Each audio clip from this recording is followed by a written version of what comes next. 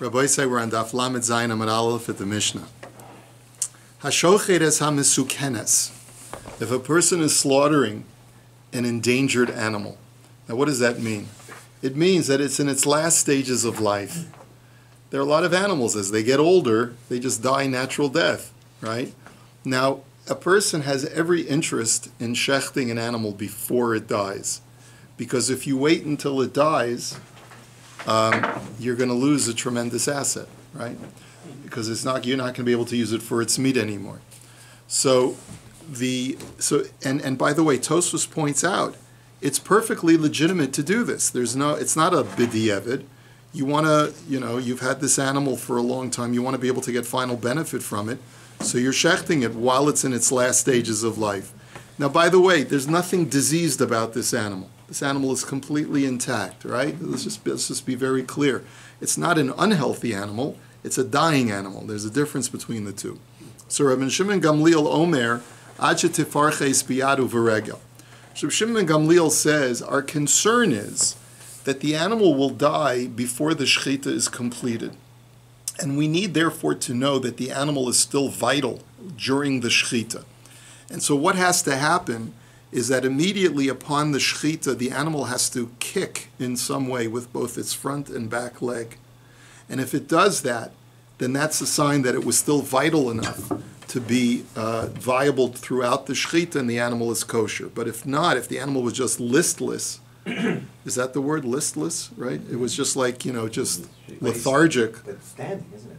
Well, it's probably not standing at this point. You don't have to shecht an animal standing. If it's just totally lethargic and not moving, so then you can't eat the animal. Rabbi Eliezer Omer Daya im Zinka. And Rabbi Eliezer says no, zinuk, even if without moving its appendages, is sufficient. Now what is this zinka?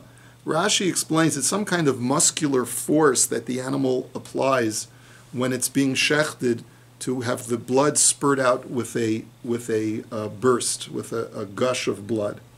And so therefore, if there's a gush of blood, then that's a sign that the animal, at least from its muscular structure, is still viable, and that's sufficient.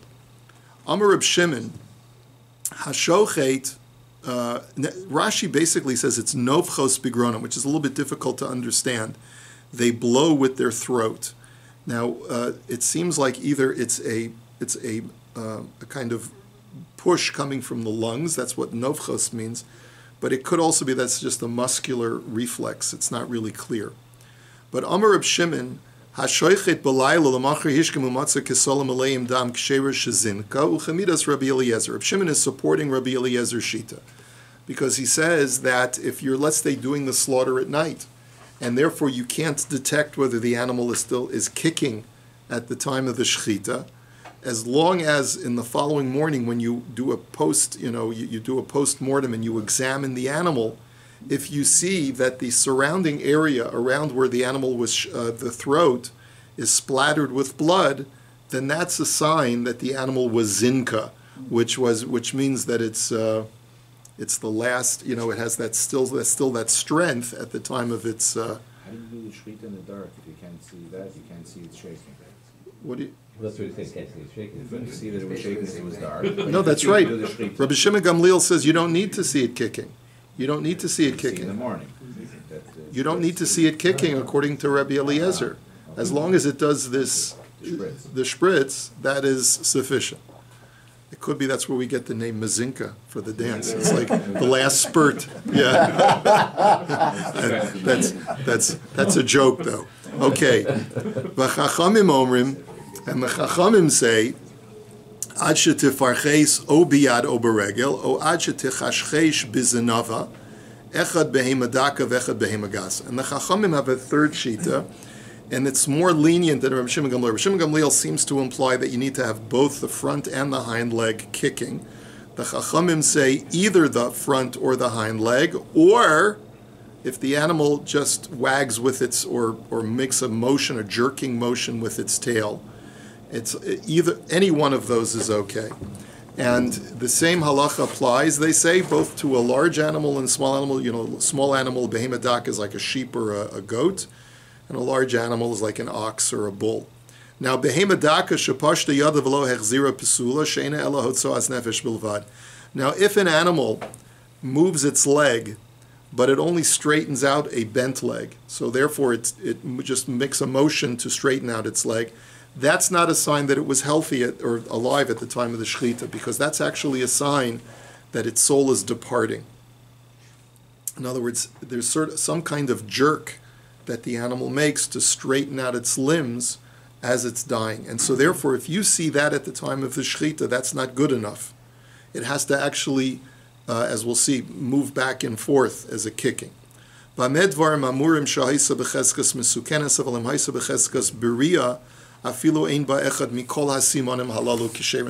the Mishnah says that all of these requirements to note the motion of the animal at the time of shechita is only necessary when the animal was already defined as a misukenes. It was already clear that the animal was in its last throes of life. And apparently there are symptoms of that, right? But if the animal was completely healthy, a young, strapping, lamb or something like that, then you don't need to witness any of these movements. Even if the animal is totally lethargic at the time of shechita, the animal is still kosher. So now let's take a look at the Gemara. Misukenes mimai desharya. So the first question is, how do you know that an animal that's in the danger of dying shortly, imminently dying, is even kosher? How do you know that you're allowed to shecht it? So the Gemara says, well, let me answer your question with a question. Why would I think it's aser? What reason do I have to say that it's not kosher? So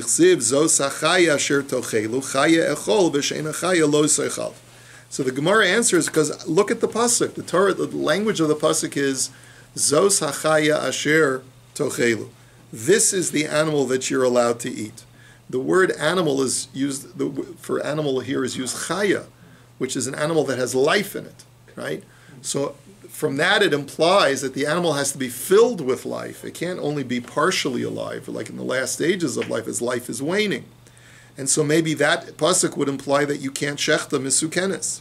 V'hamisukenes eina chaya.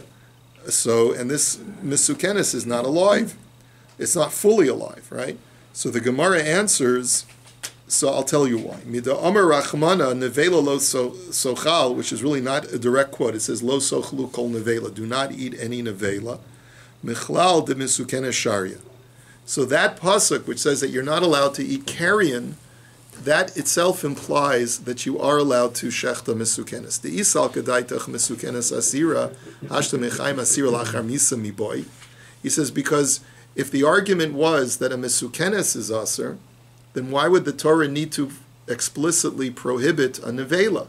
If an animal, even when it's still got partial life in it, is aser, then surely a fully dead carcass would be aser. So the fact that the Torah only asers nevela implies that anything that's less than a full nevela is permitted.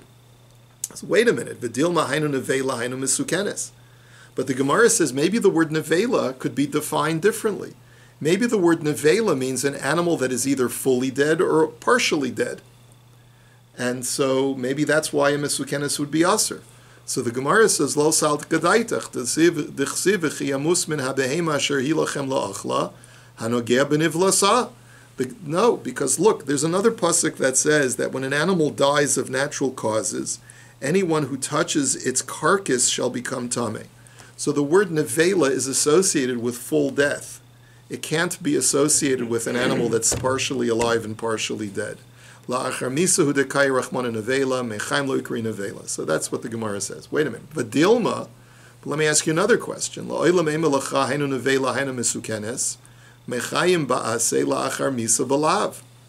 1 second, says the Gemara. Maybe I'll argue that the word nevela means either fully dead or partially dead. And the argument would be is that when an animal is partially dead, meaning that it's a misukenes, because of the word zos hachaya, this is the chaya that you shall eat. You violate a mitzvah's aseh if you shechta misukenes, which is not fully alive.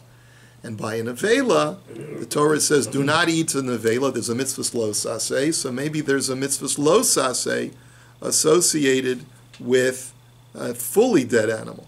And that's the way you could look at the psukim. And maybe the word nevela means either partially alive, fully dead, or partially alive and partially dead. So the Gemara says, okay, you got me. I'll have to figure out another way of answering this. Elamida Amar Rachmana Terefa lo sochal, which is, again, not a direct quote. It says, Uvasar basada terefa lo sochelu. You may not eat trefa meat. Michlal de mesukena sharia. Di isal kadaitach mesukenes asira, hashta mesukenes de lo mechsera asira, trefa mibaya. So the Gemara's argument is like this. We know the word trefa, and by the way, this daf today is an excellent source of defining the difference between the word nevela and the word trefa. And it has a halachic ramification as well, because a nevela's carcass transmits tumah. A treifa's carcass does not transmit tumah. So we're going to see, as we go through this, we're going to see a more refined definition of the difference between a nevela and a treifa. The Gemara's argument over here is that the Torah also explicitly prohibits treifa. And treifa is an animal who dies because of a deficiency in its body, some kind of missing organ or deficient organ or punctured organ. So if you're going to tell me that the Torah only prohibits treifa, then that would imply that anything that's less than fully treifa, like a misukenes, whose body is intact but it's in the process of dying, is fine. The dilma hainu treifa hainu misukenes v'lav or lav ba'aseh v'lo saseh. So the Gemara says, but wait a minute. Maybe you could redefine the word treifa. Maybe treifa does not mean deficient, but rather it means an animal who is in the process of dying or fully dead. And therefore, maybe you could read it like this, that if you shechta misukenes, you only are over a mitzvah aseh. If you shechta treifa, or if you eat a treifa, you are liable for two violations, both a mitzvah aseh and a mitzvah lo aseh. So a treifa is going to die within 12 months? That's the way we define a treifa. Yeah, that's the way we define a treifa in halachic terminology. But the Gemara is saying, but the biblical word treifa, maybe it means any animal that's either in the process of dying or has fully died. Im kein nevela de kosav rachmana lamali, uma mechayim koyala belava aseh la'achar misa mibaya. So the Gemara says, well then, if you're learning it that way, then and the word nevela means fully dead, so then why should the Torah have to explicitly prohibit treifa and nevela? You're saying that treifa could refer to any animal that's in the process of dying, right? Even when it's still partially alive. Why then does the Torah have to put a mitzvah lo saseh on a nevela which is fully dead, if you already know that an animal that's partially dead is aser? The dilma hainu nevela hainu treifa hainu misukenes v'lav or alav bishnei lavin va'aseh. But the Gemara says not necessarily. Maybe they all mean the same thing. Treifa, nevela, misukenes, any animal that doesn't have full life in it can be called a misukenes, it could be called a nevela, it could be called a treifa. Why then do we have so many prohibitions in the Torah? Because sometimes the Torah will compound the number of violations to tell you how severe it is.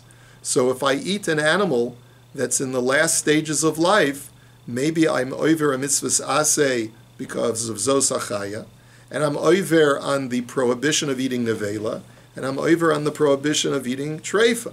Maybe that's really all it is, and therefore a misukenes is aser. Ela mehacha. So the Gemara says, okay, we got to look at a different approach. V'chelev nevela v'chelev treifa ye'aseh l'chol melacha v'achol lo sochaluhu. Now it's interesting. There's a special pasuk that is dedicated to prohibiting the chelev, which is the forbidden fat of a nevela or a treifa. Now the forbidden fat, the chelev of a kosher shechted animal, is aser, right? You're not allowed to eat it. You're allowed to benefit from it, but you're not allowed to eat it. Why do you need a separate pasuk to tell me that the chelev of a nevela or a treifa is aser? Isn't it a kal v'chaymer?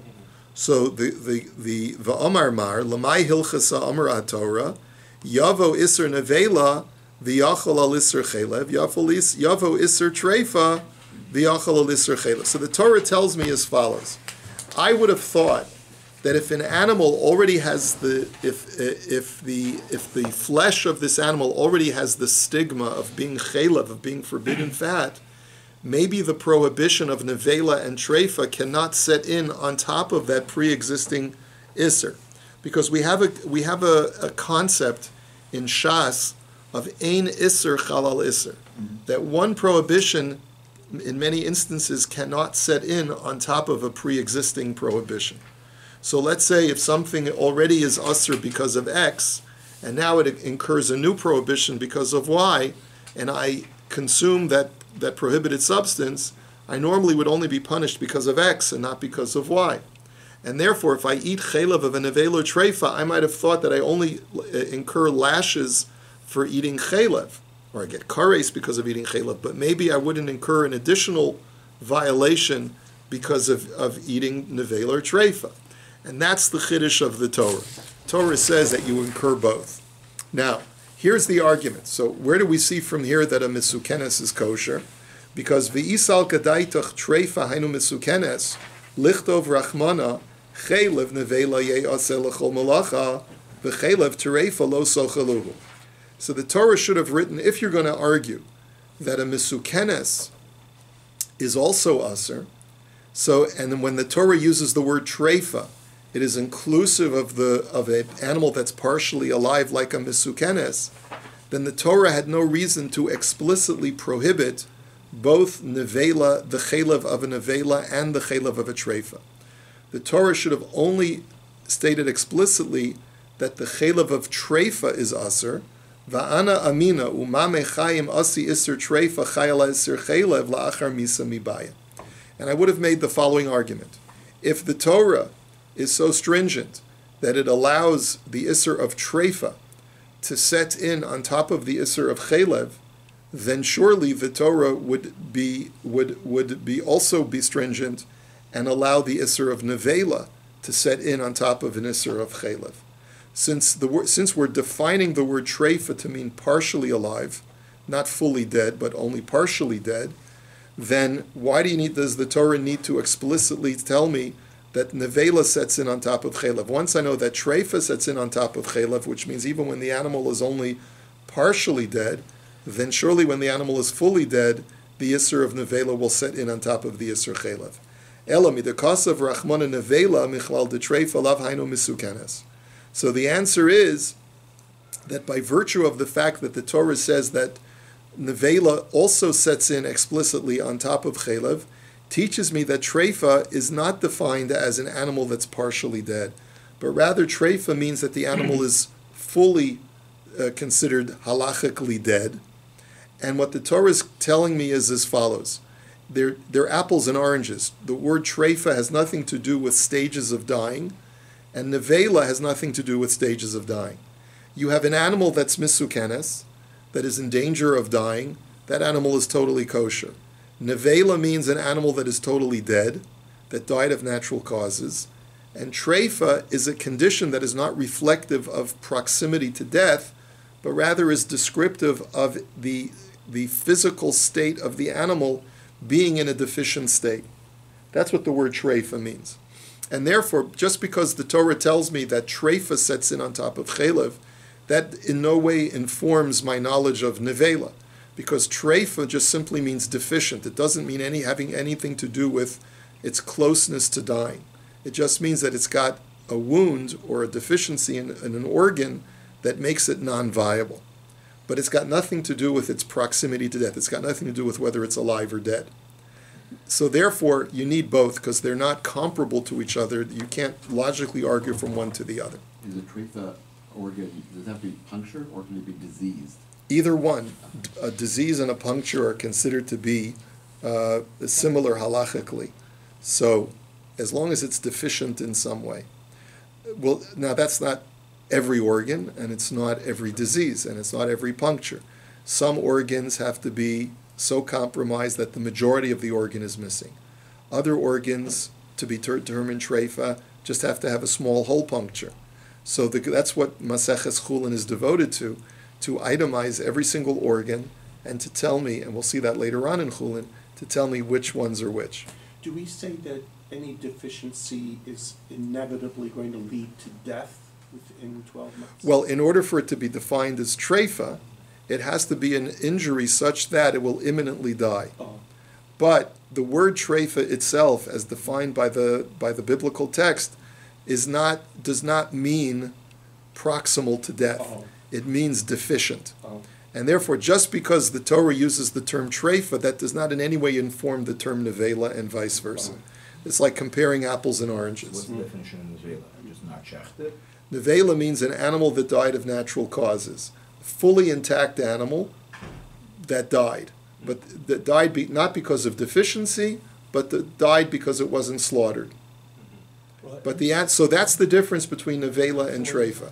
A nevela is an animal that died intact, not through shechita. It died intact and not through shechita. So not mauled by another animal. Treifa means that it died after it had already sustained a mortal injury that made it deficient in some way. So if it's bitten by another animal. That would be a treifa. Sometimes, that because the word treifa means torn, sometimes an animal that attacks it will render it a treifa, and then it'll die. It would be very rare for an animal to die as a nevela as a result of getting attacked by another animal, but it could happen. Let's say the animal gets a heart attack. Its body is still fully intact, but it dies of fear. That animal would potentially be a nevela and not a treifa. Okay? So I want to be clear on the definitions. This is very important to define. This is a definitional daf. So you can't shecht a nevela and make it kosher? By definition, nevela is already dead. It's already dead. That's what we've established Once already. it's dead, you can't shecht it. The shechita has to cause the death. Well, the shechita is the precursor to its dying, but a shechita by definition will result in the animal's death, but that's not how we define shechita. Shechita is defined as severing the majority of the kan and the veshet. Period. Okay, let us go on. So maskif lamar baravashi. V'dilma la'olam emelacha hainu treifa hainu mesukenes u'dika amart nevela dekasav rachmana lamali nalahach nevela delo asya mikoach mesukenes ve'echi dami sha'asa gistera. So the Gemara now asks a very interesting question. The Gemara says, okay, you've defined nevela as being an animal that slowly dies, and once it crosses over that threshold from life to death, it's called nevela. But maybe I'll argue as follows. Maybe the reason that really the word treifa means an animal that's either partially alive, partially dead, or fully dead. And your argument before was, well, if the Torah tells me already that an animal that is partially dead, like a treifa, can chal on chelev, then why do you need nevela? I have a very good answer. Because up until now you've defined nevela as an animal that is in a slow process of dying, and then when it finally dies, it crosses over that threshold and is called a nevela. But maybe there's another type of nevela, and that type of nevela is an animal that dies a sudden death. Well, how can it die a sudden death and not be deficient in any way?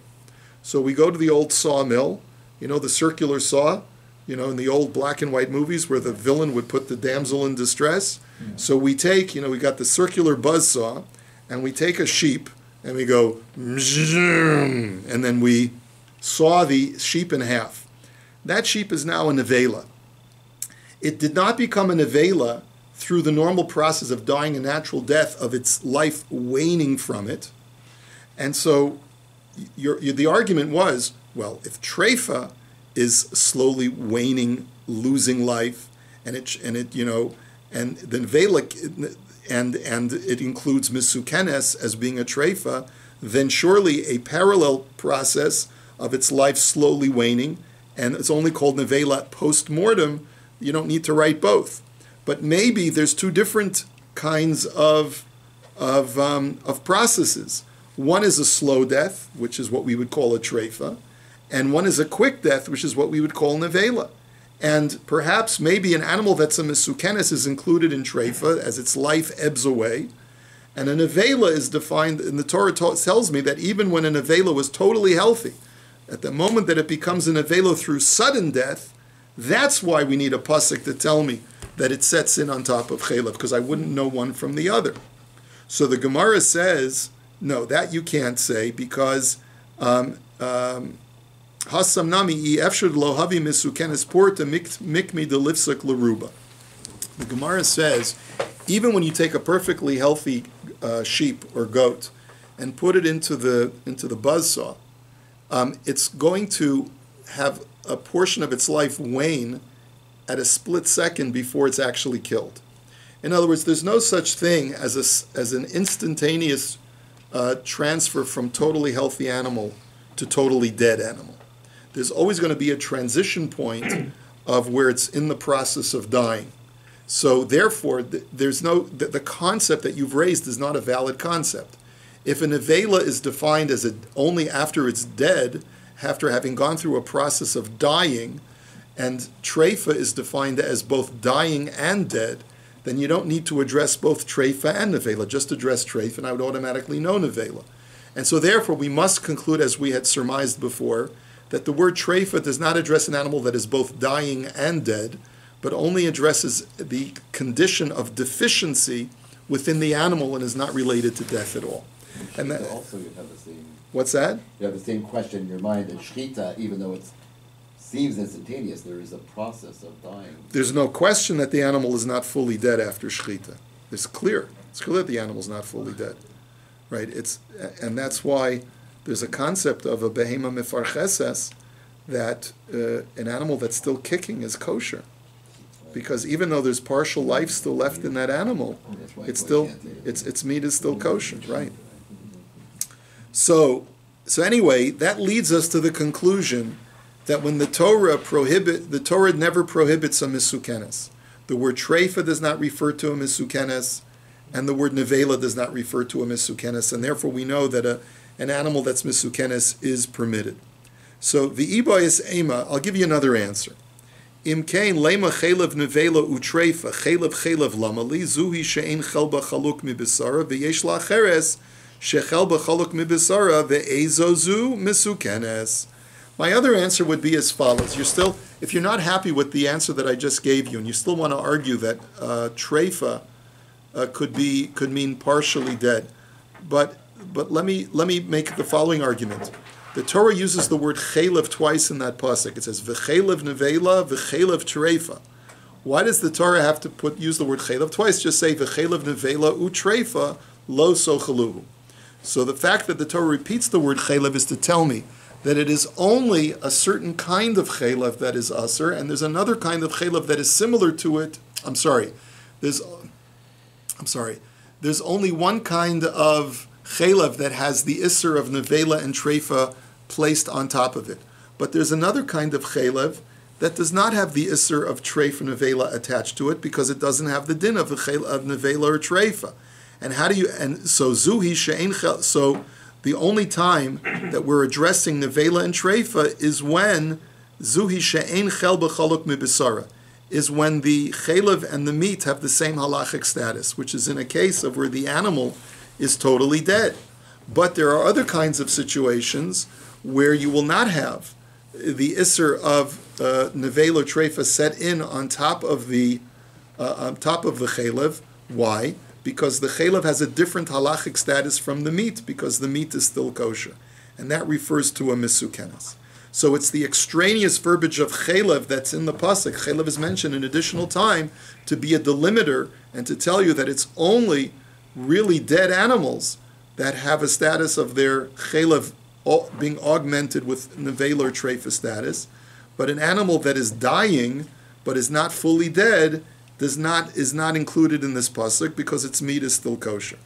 The ibayis ema mehacha, and my final answer will be, I'll quote a pasuk to you from the Navi, from Sefer Yechezkel. The Navi Yechezkel testifies about himself to Hashem.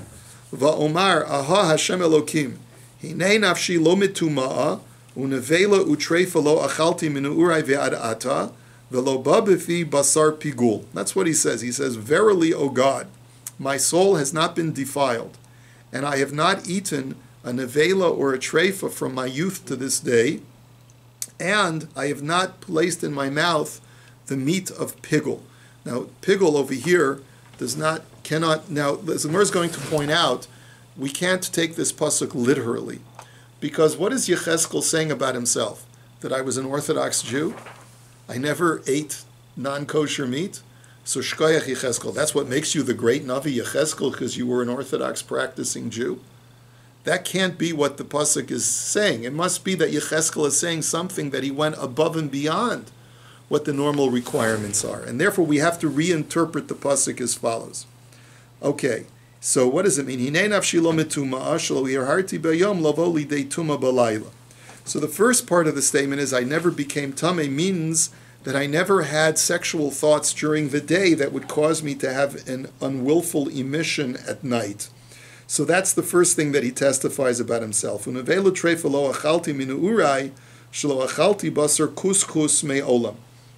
never, when I says I never ate a nevela treifa, that doesn't mean literally when the animal was dead, but rather it means I never ate a behema misukenes. I never ate from an animal who was in the final stages of living. Now, it's called a couscous. You know why it's called a couscous? Because couscous means quick, slaughter, slaughter. That's what couscous or couscous means. It means that we see the animal is about to die, we want to slaughter it before we lose our asset. And finally, basar pigul shelo achalti mibehema shahara bachacham. That I never ate basar pigul. It doesn't mean pigul, which means that it had an improper thought attached to it sacrificially, but rather any kind of meat where there was a shaila that had to be brought to a chacham because people thought that maybe there's something wrong with it. So whenever a shaila like that came up, I simply abstained. I said, I'm not going to be makel. I'm going to always, even if the rabbi will paskin that it's kosher, I'm going to abstain from it because something is wrong with that animal. So in all three cases, he went lifnim mishura sadin. He went above and beyond the normal behavior, and that's why he's considered praiseworthy. Now, mishum Reb Nassan amru shelo chalti mebehema shelo hurmu mat noseha. And in the Reb Nassan's name, the last statement means that I never ate an animal that was not properly tithed and given to the Kohen. Because you're supposed to give the Kohen the zroa l'chayayim and the keva, the arm, the cheeks, and the stomach. You have to give it to him as a gift. So Yechezkel said, I always did that. Now what's the big deal about that? What's so magnanimous about that? The answer is that Yechezkel himself was a Kohen. And a Kohen who shechts his own animal can keep those portions for himself because he says, I'll just give it to myself.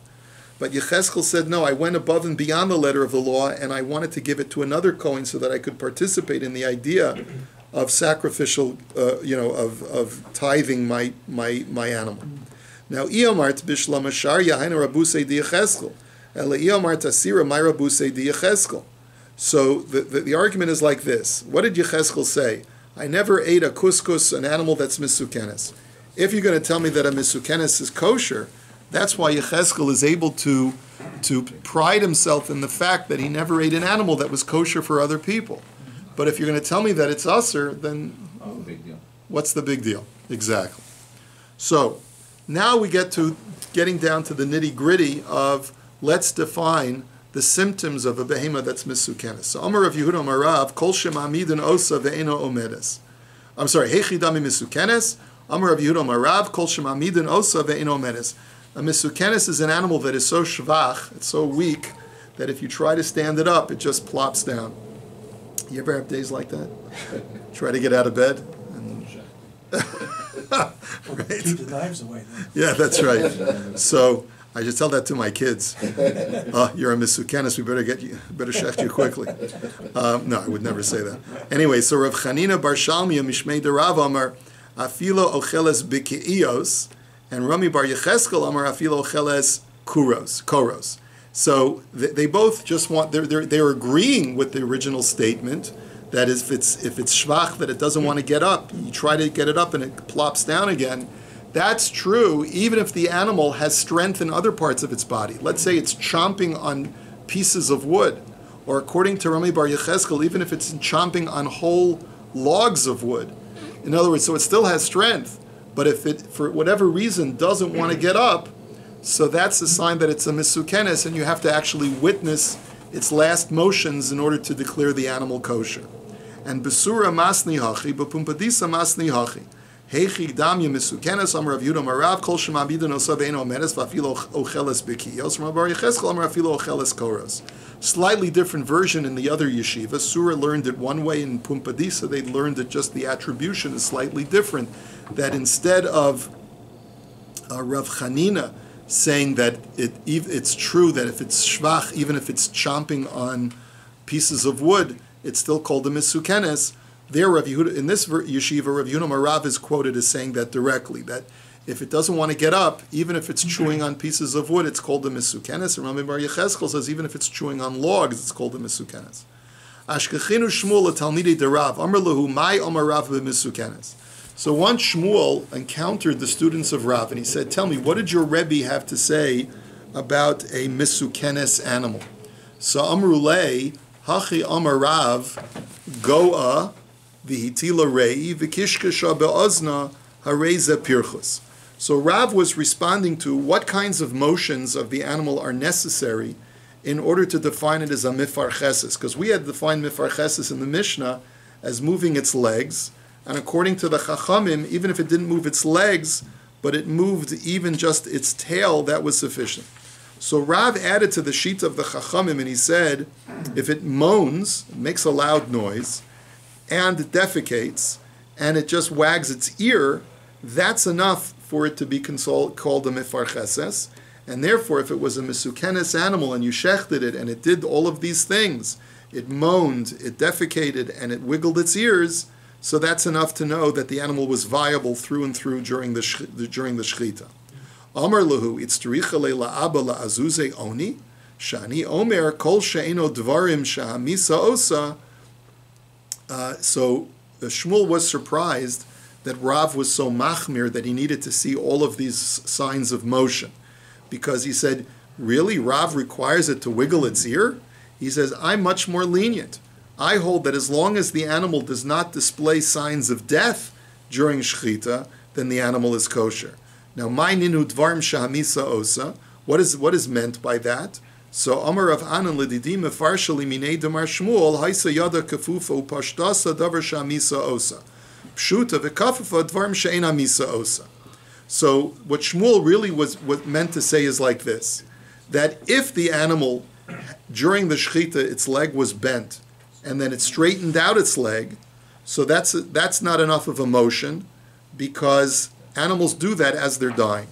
But if it's during the shechita, at the beginning of the shechita, the animal's leg was outstretched, was straight, and then it bent its leg, so then that's a sign that's enough of a mifarcheses to indicate that the animal was fully alive during the course of the shechita.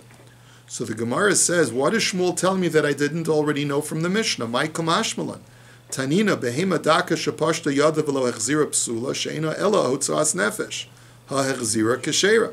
Well, isn't that inferable from the Mishnah? Because the Mishnah had said that if the animal straightens out its arm after it was bent, that's not a sign that it was viable, because that's what all animals do as they're dying. So doesn't that imply that if the animal's arm was straight and then it bent it during shechita, that it's okay, that it's kosher because it was mefarcheses? So the Gemara says no. Imi masnisin havamina dafka de kaifa pashta v'hadar kaifa lo aval pshuta v'kafafasa lo kamash malan.